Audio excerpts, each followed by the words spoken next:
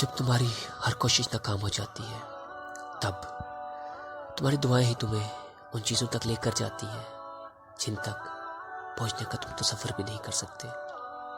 اللہ تعالیٰ حساب رکھتا ہے ہر اس چیز کا جس پر تم نے دکھتے دل کے ساتھ صبر کر لیا تھا، جب تم نے نم آنکھوں کے ساتھ بھی ہنسنا نہیں چھوڑا، جب لیٹے لیٹے ماضی کی تلخ یادوں نے دل و جان بوجھل کر دیے اور تم نے بے چین ہو کر کروٹ بدلی تھی، جب رات کو سوتے ہوئے آنسو تمہاری آنکھوں سے پھسل رہے تھے اور تم انجان تھے مگر اللہ بے خبر نہیں تھا، جب کسی کے سخت جملوں نے تمہارے دل کے ٹکڑے ٹکڑے کر دیے تھے اور تم سہ گئے تھے۔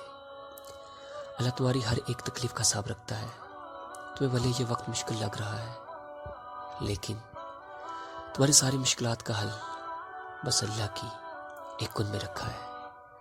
وہ بادشاہوں کا بادشاہ ہو کر بھی تمہیں سنتا ہے اور ایک تم ہو کہ فرض ہونے کے باوجود اس کی پکار کا جواب نہیں دیتے۔ کبھی اس کی محبت میں رنگ کر تو دیکھو، کائنات کے سارے رنگ پھیکے لگیں گے۔ کبھی اس کو سن کر تو دیکھو، کائنات کی ساری آوازیں بے معنی لگنے لگے گی۔ اگر اللہ تمہیں وہاں نہیں لے کر گیا جہاں تم جانا چاہتے تھے تو بے فکر رہو، بہترین ہوگی وہ جگہ جہاں وہ تمہیں اپنی مرضی سے لے کر جائے گا۔ تہجد پڑھتے وقت ایسا محسوس ہوتا ہے جیسے میرا رب صرف مجھے ہی سن رہا ہو۔ جب رب راضی ہوتا ہے تو پوری کائنات کو وسیلہ بنا دیتا ہے۔ اور یاد رکھو، جو اللہ پر یقین رکھتے ہیں اللہ ان کے لیے وسیلے بنا ہی دیتا ہے۔ اگر تم اللہ پر بھروسہ رکھتے ہو اور اس کے انصاف پر بھی بھروسہ رکھو، تمہارے ساتھ جس نے بھی برا کیا، جس نے بھی دھوکہ دیا، خوش ہو جاؤ، انصاف ہو کر رہے گا کیونکہ مکافات عمل اٹل ہے۔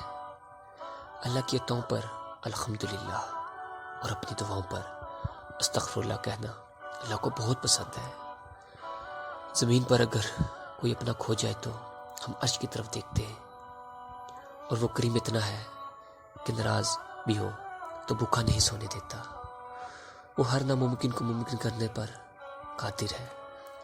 تم بس نیک نیت سے مانگ کر تو دیکھو۔ جو لوگ آپ سے حسد کرتے ہیں ان لوگوں کو آپ کی خوبیوں کو سب سے زیادہ علم ہوتا ہے۔ جو لوگ آپ کی پیٹھ پیچھے برائی کرتے ہیں وہ لوگ آپ کی اچھائیوں سے خوفزدہ ہوتے ہیں۔ جو لوگ آپ کو ہارا ہوا دیکھنا چاہتے ہیں حقیقت میں وہ لوگ آپ سے جیت نہیں سکتے۔ اس لیے زندگی میں ہر اس شخص سے خوش رہے جو آپ سے ناخوش ہے۔ جو کہانی اللہ کے سپرد کر دی جاتی ہے اس کہانی کا اختتام کبھی اداس نہیں ہوتا۔ جب اللہ کسی کے دل میں کسی کی محبت ڈالتا ہے تو یقین بھی رکھو کہ وہ اسے تمہارے نصیب میں بھی لکھ دے گا۔ لیکن یاد رکھو یہ محبت تمہارے لیے آزمائش بھی ہو سکتی ہے۔ تم اپنی محبت کو حاصل کرنے اس کے پیچھے بھاگنے کے چکر میں اللہ کو نہ بھول جانا، ورنہ وہ محبت تم سے چھین لی جائے گی۔ اور یہی آزمائش بھی ہو سکتی ہے کیونکہ اللہ دیکھ کر بھی آزماتا ہے اور لے کر بھی آزماتا ہے، کیونکہ اللہ دیکھتا ہے کہ یہ میرا بندہ جسے میں نے ہر چیز سے نواز رکھا ہے، جسے ہر نعمت عطا کی ہے کہ کہاں تک میرا شکر بجا لاتا ہے، مجھے کتنا یاد رکھتا ہے۔